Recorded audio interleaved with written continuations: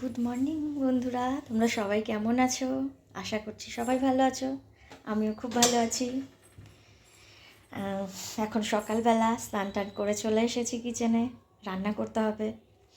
আগের দিন তো তোমাদেরকে আমার ইন্ট্রোডাকশানটাই দেওয়া হয়নি। ফার্স্ট ভিডিওতে তোমাদের শুধু স্বাগতটাই করতে পেরেছি, ইন্ট্রোডাকশান দিতে ভুলে গেছিলাম।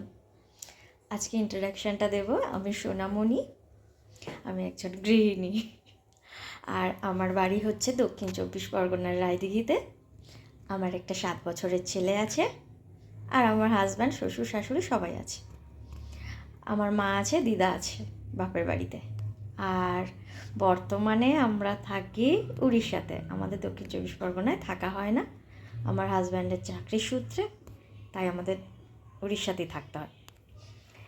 এখানে এসে বেশ ভালোই আছি। এই হলো আমার ইন্ট্রোডাকশান, আর তেমন কিছু বলার নেই।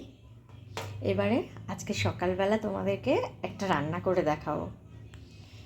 আজকে সকালবেলা আমাদের রান্না হচ্ছে, লুচিটা আগে করে নিয়েছিলাম। এবারে লুচির সাথে আমরা কি দিয়ে খাবো সেই মেনুটা। ঘরে আর কোনো সবজি ছিল না, শুধু আলু ছাড়া। তাই ভাবলাম চট জলদি একটু আলুর দম টাইপের করে নিই। সেই আলুর দমটা করব, সেটা কিভাবে বানাবো সেটা তোমাদের কাছে শেয়ার করব। তাহলে চলো আলুর দমটা শুরু করা যাক। প্রথমেই আমরা আলুটা নিয়ে নিই। আলুগুলোকে আমি কেটে টুকরো টুকরো করে ধুয়ে নিয়েছি। পেঁয়াজ, আদা, রসুন, টমেটো কেটে নিয়েছিলাম, সেগুলো মিক্সার গ্রাইন্ডারে দিয়ে দিলাম। এবার এগুলোকে মিক্স করে নিচ্ছি।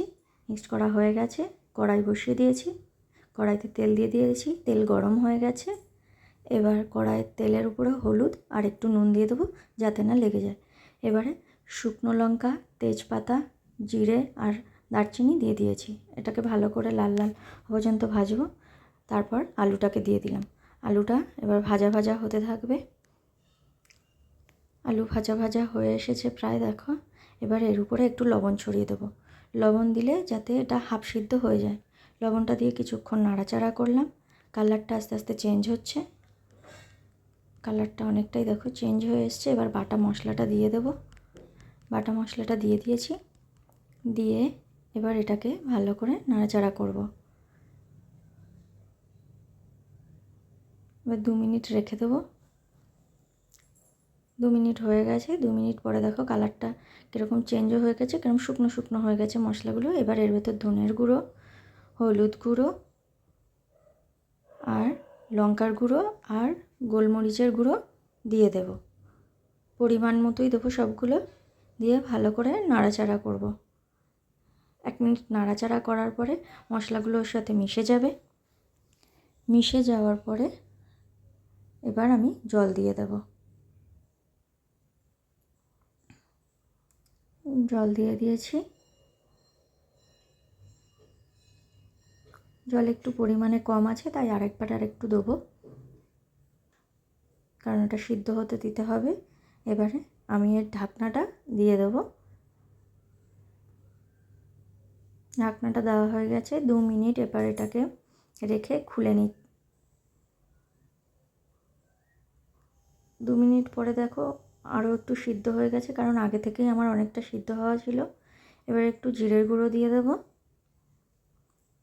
জিরের গুঁড়ো দেওয়ার পরে আর একটু সময় রেখে ঝোলটা কমানোর জন্য আর একটু সময় না রাখবো। দেখো ঝোলটা কমে গেছে। এবার আমি এটা পরিবেশনের জন্য নামিয়ে নেব।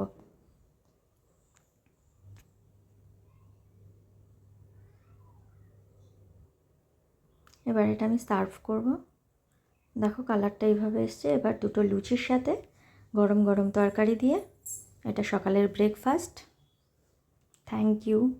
By everyone.